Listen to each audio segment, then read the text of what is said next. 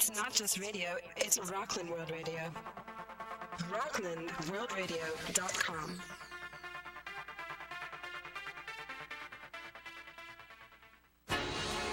Welcome to Sober University, your next step to successful recovery, with Cheryl Adler, who says if you are going to crave anything, crave living life to the fullest, maximize all you have, and squander nothing. This program provides information to help you get your physical, mental, and spiritual house in order. And now, the host of Sober University, Cheryl Adler. Good evening and welcome to Sober University, sponsored by me, yours truly, Cheryl Adler. My book, Sober University, Your Next Step to Successful Recovery, can be purchased online via any online bookseller or right here in our cozy River Village, Nyack-on-Hudson at Pickwick Bookstores, which is located on Broadway.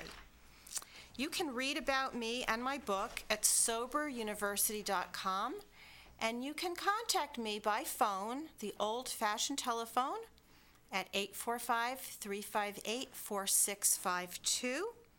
I'm doing this show in my red eyeglasses. I want to see if it makes me any more interesting tonight, my Deepak Chopra eyeglasses, and my guest is also making a spectacle of himself in his eyeglasses. So we'll see how brainy we can be tonight. Please join me in our live chat room so that you can contribute your questions and comments and be part of our show. We love having you as part of our show, and you can do that by calling in by phone, the old-fashioned way, 845-353-2910, or contact us online at my home away from home, rocklandworldradio.com.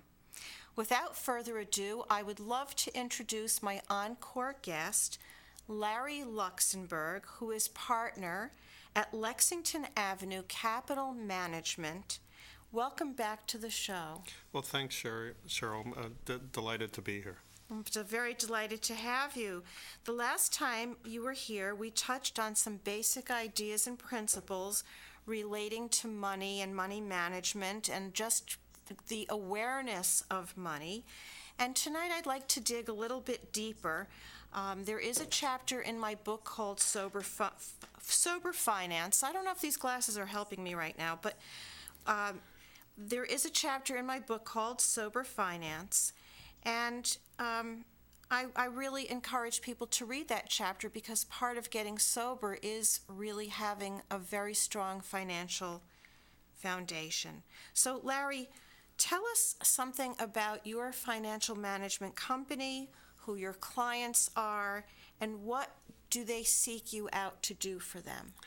Well, I'm a fee-only financial advisor, so I'm a fiduciary. I work strictly in my client's best interest, and typically I work with baby boomers who either are getting ready for retirement or early in the retirement stage, and I help them get ready for a comfortable, low-stress retirement. I like the word low stress. That's very important in these very shaky economic times. Well, our whole approach to investing in financial management is to help people realize their goals and lower their stress, get them as comfortable as they can to live the life they want to live. And so they can sleep at night. Ideally, yes. Yes, absolutely. There are a lot of things you can do to make that possible. And I would really like to stress the word that you used, fiduciary, because I think there may be some of our listeners who are not quite clear what that means, how that really sets you apart from other investors and other financial people, because you are not really getting a fee from doing that. Is that correct? Well, I get my fees directly from the clients, so they're completely aware of what the charge is. And as a fiduciary, I'm required to act in their best interests. That's very important. So you're not really selling things that are, quote, on sale so that you are making money because you sold them a particular stock or bond? I have no interest in any particular investment interest or investment product or any product. My only interest is having a satisfied client. That's very important. So it's not that you're pitching a particular flavor ice cream, the flavor of the day. Absolutely not. What I'm trying to do is help a client grow his money and take as good care of his money as I can. That's great, and I think that one of the things we want to emphasize is that you're there to help them grow their money, but we also would like to use this show as a vehicle to opening people's eyes about how they can create sober finance in their own life on a daily basis. Yeah, and I think one of the best things people can do is focus on their long-range goal. It's really hard to save and invest if you're not focused on a particular goal. That's right. And we're going to definitely talk. Oh, we have somebody in the chat room. Somebody says, love that red dress. Oh, thank you so much. I appreciate that. Okay, Sophie, stick with us. We have some information that we hope will benefit you and any friends who might be with you tonight. I also would like to just stop for a moment and have Larry share his contact information. And I'd also like to inform people that Larry sits on many boards, and he's an active member of a diverse and dynamic group right here in Rockland. It's a local BNI business group where professionals from all kinds of businesses and trades come together weekly to network and help each other build their businesses. So we know that networking is a wonderful thing to do. As an entrepreneur myself, I believe in helping to see people fulfill their dreams and encourage people to follow their dreams and turn them into realities. And certainly, when it comes to money, we know that money does make the world go round. Some of us have very romantic ideas that we can just live on air and good water and love, but we really need money to put the roof over our head and fulfill our vacation dreams or our dream to buy a home and so forth. And as you said, Larry, I want to emphasize to have some peace of mind for later in life, that we can enjoy our retirement years. Right. Or we can go rollerblading and relax when we're 75.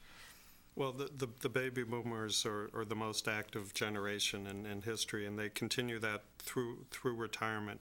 And for a lot of people, the challenge, they're living so long.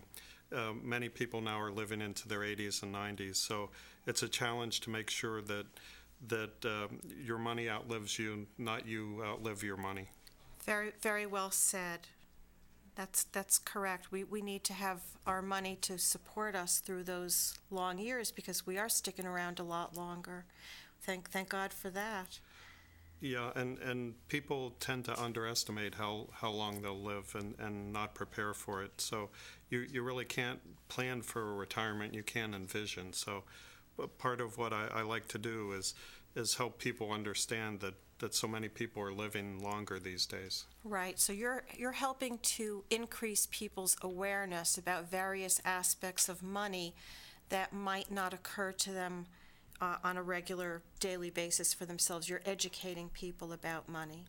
Yeah, I think everybody can use some education about money, and money is so tied in with our emotions that learning how to separate and understand how those emotions drive your attitudes toward money is critical in being a successful saver and investor. So how do we help people? Everything in our society is made to be very, very sexy. Selling cars is a very sexy thing. Trading on the stock market seems to be a very sexy thing to do. But true investing is not a sexy thing. It's quite the opposite, wouldn't you say? Yeah, because it requires patience and it requires a long-term outlook. So that's why I always emphasize and state over and over again, you need to envision what your goals are, whether it's saving for a house, putting your children through college or a comfortable retirement. If you can envision that goal, then it helps you stay the course. How can you help people stay the course and latch on in a very meaningful way to a financial goal, and at the same time, where we live in such an impulse-driven society where we're really conditioned to grab things when we're on a checkout line? Everything is very tempting. It's like, being in this endless candy store of goodies. How do we help people know that they can invest in a wise and safe way, save and invest, and at the same time not feel constricted in their daily life, that they can still go out and enjoy life? Well, I think setting the goals and developing a plan it sets the framework for doing that. And then you want to make things as automatic as you can. If your employer has a 401k or something, you want to participate in that automatically so that the money comes so you don't miss the money. You don't miss the money. It never goes into your pocket. It takes a detour before it gets to you. Yes, and yes. it piles up on its own. Yes. So pay yourself first. Pay yourself first. Set up an automatic withdrawal from your checking account into a savings account. So those are some of the first steps I would take. And those are very common sense steps. I think some people might be cringing or going, ouch, I can't do that. But I think that your message to stay the course is really an important message. Yeah, and you can start with small steps, and if you build over time, over the years, it really has a huge impact, even if you're starting with very small steps at first. Excellent. So, okay, we're talking about saving and investing and being able to enjoy the moment. What is it that you tell your clients about the health of their financial portfolios? And if someone is completely new at doing this, which I think some of our listeners tonight may be new, how do you introduce them to these ideas that we're talking about now? Do you give seminars? How do they actually find you? Well, I am going to be giving a seminar this coming month, June 21st in Nanuet at the Comfort Inn, and that'll be on retirement planning, letting you know how to save and invest for retirement and understanding what you'll need in retirement. In general, I try and help people understand what their current position is, because a lot of people don't really know where they stand, and many people these days are in a bad situation, but a lot more are in more favorable situations and don't really understand that and don't really have an idea of what they need to live in retirement. So that's one of the first steps. So your seminar that you're giving on June 21st at the Comfort Inn, what time is that going to be? Oh, that'll be at 7 o'clock. Okay, so I want to repeat that. June 21st, mark this on your calendars, at the Comfort Inn, which is on Route 59 in Nanuet. Larry is going to be giving a very important seminar on retirement, and he may surprise you by giving you information about your financial health and wealth that you may not realize that you have. Yeah, I try and help people understand their whole picture, including Social Security and whatever retirement accounts they have, and take into account taxes and particularly inflation, which over a long retirement period can have a big impact on your financial health. So I would also like to say that Larry has such a soothing and comforting manner about him that he is exactly the kind of financial planner that you need, because he can be so reassuring to you, and he has a vast wealth of knowledge that is something I hope that my listeners will tap into. There are people who are listening right now who are in recovery for a variety of addictions, and I want to congratulate you and applaud you. they have a deep sense of success and accomplishment because they've given up eating the wrong foods and they've lost weight. I'm sorry? We have another question. I'm getting interrupted for a good reason. Sophie asks, is it better to invest in a house or save the money in a CD? Oh, that's a great question. Do you want to take that question, Larry? It is a great question. Unfortunately, in my line of work, so much of my advice depends on your overall position, your age, what your job is, and your savings. So there's no general answer for everybody, but you have to take into account your long-term situation. And many people want to save for a house, and about 2/3 of American households do own a house at one point or another in their lifetime. So it's a very common goal, and I think most people do aspire to own a house or an apartment. Okay, I hope that answer satisfied you, Sophie. If you want to comment or question, please continue to do so now, and we will continue to address your concerns. And thank you so much for that. I would like to just continue the thought that many listeners are recovering from alcohol, drugs, food addiction, and gambling, and any kind of addiction. And there's still a need to feed an urge and to satisfy an urge. And so spending, if somebody is not already a gambler or an overspender, they may move in the direction of fulfilling that urge to do something with immediate gratification.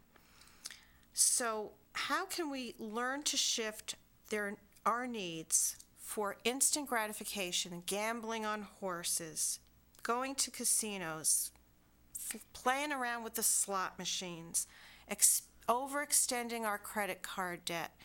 How do we rein those behaviors in when those behaviors are so ingrained in people who really are very much overlooking this wonderful concept of saving and investing? Well, I think there are a number of steps you can take. One is displace those activities, substitute something that they enjoy more. Another thing is maybe segregate some of your spending, have a little bit of money and call that your play money and not worry about that. That's a great idea. And with a lot of your money, lock it up. Put it in savings accounts or retirement accounts that you can't touch. Cut up credit cards that you don't need, and try and impose a budget on the majority of your spending. Okay, so you're really encouraging people to limit those old behaviors that are costing them a fortune and redirect their energy into behaviors that are going to reward them in the long run. Yeah, and I think everybody has some of those kind of attitudes. So some people more than others, but everybody has to learn to control those kind of behaviors and attitudes and take a long-term approach. And if they can focus on something where they have an overwhelming desire, like in Sophie's case, maybe to buy a house, right? With that kind of purpose in mind, then it becomes much easier to save and invest. Yeah, so in Sophie's case, it could be that she starts out with a CD and grows the CD to a place where the CD could then become a down payment for a house. Right.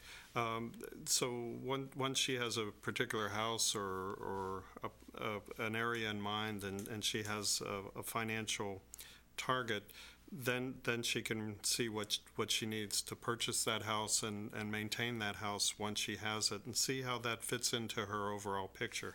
So would she be contacting somebody like you to discuss that kind of a choice? Certainly, that's something I would discuss with someone. That's fantastic. Okay. What about, I think we have another very important topic. It sounds a little bit negative, but I think we have to shed light on it. And that would be, how do we help people who are in debt? How do we help them achieve debt consolidation or face something as difficult as a bankruptcy? And how can that then become a stepping stone to the more positive things that you're talking about?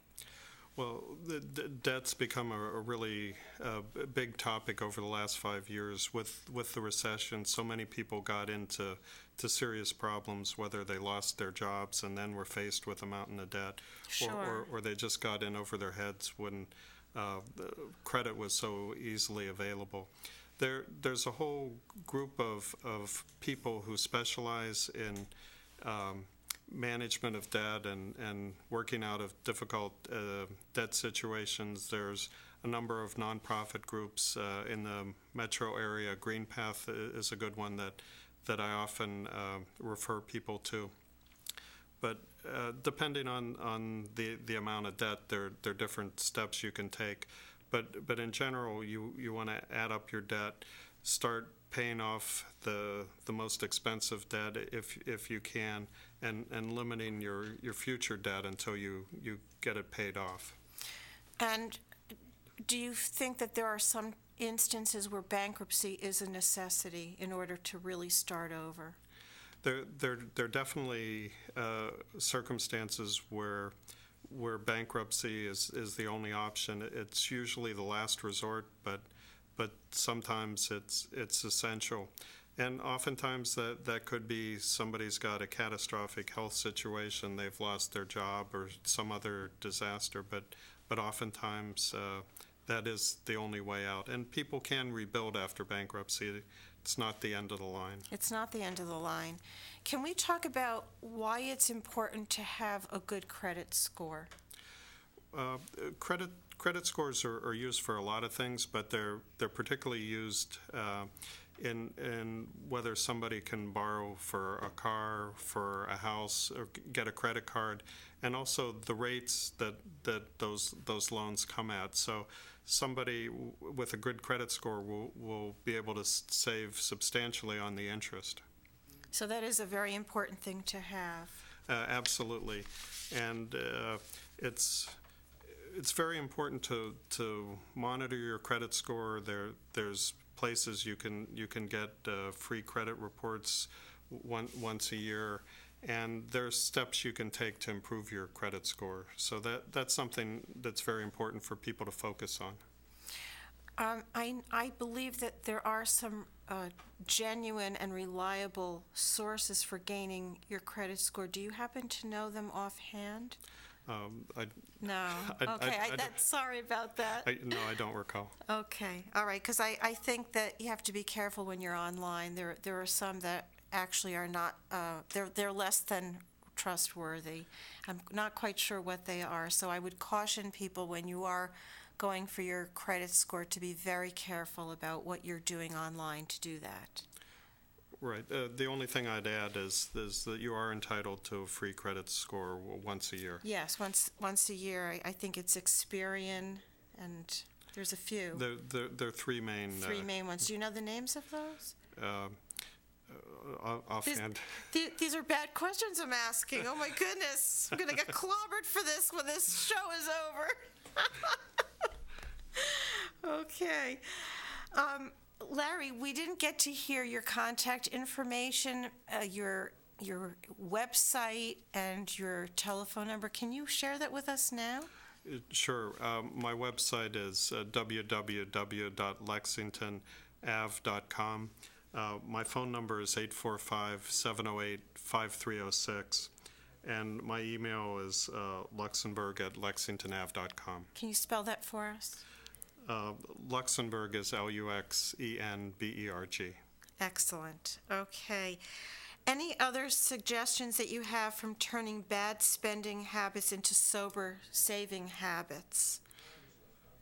I think the main thing is being patient and focusing on your most important goals, and realizing people now have been so battered by the recession that they've lost their optimism, and to really be a saver and investor and have a long-term focus, you need to be optimistic about the future and realize that you can build one step at a time.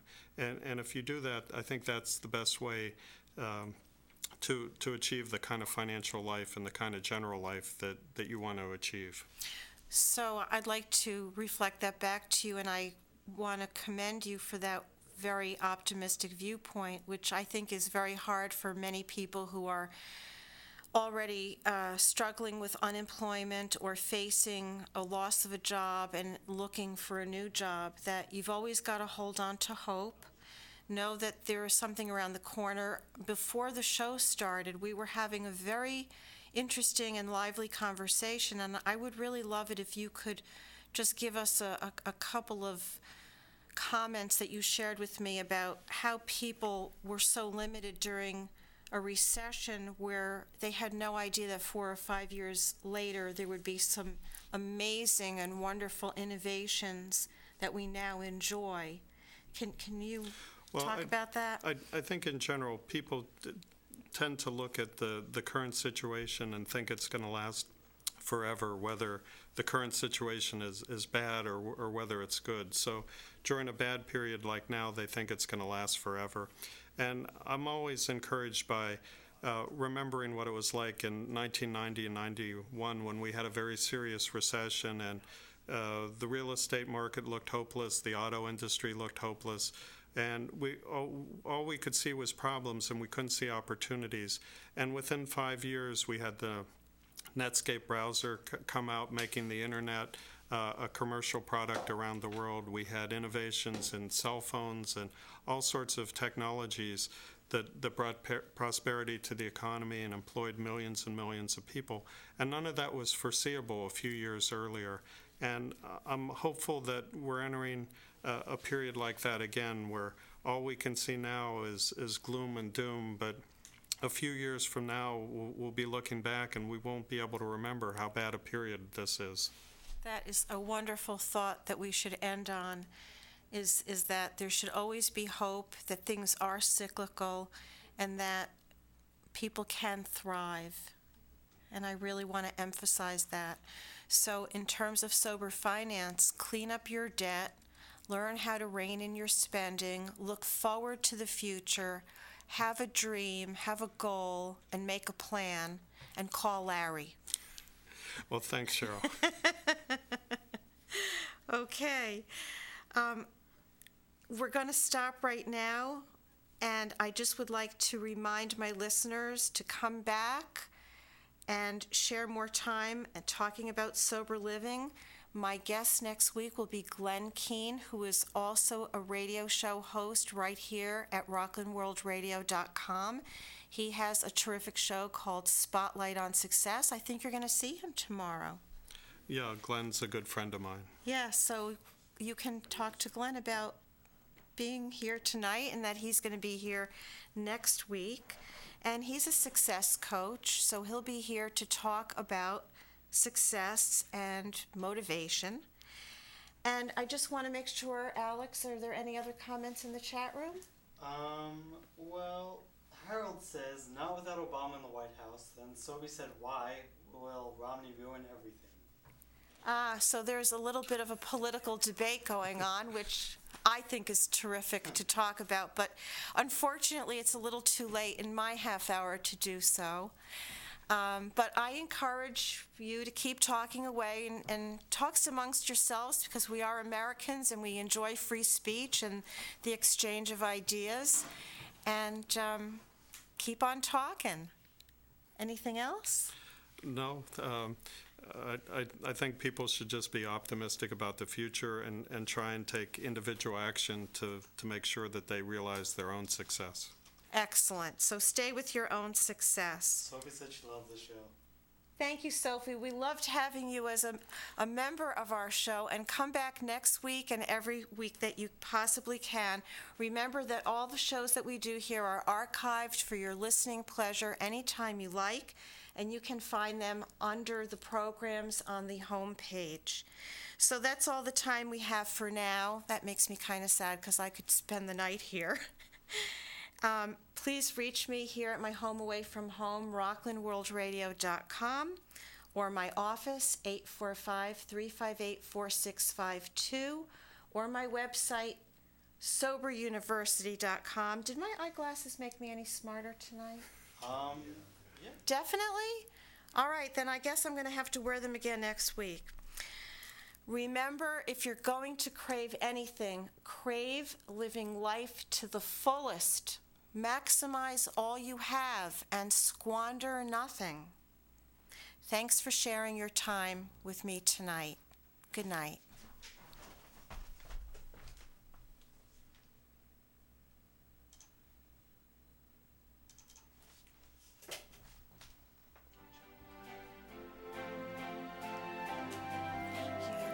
That's great. That was an awesome show. I really appreciate it.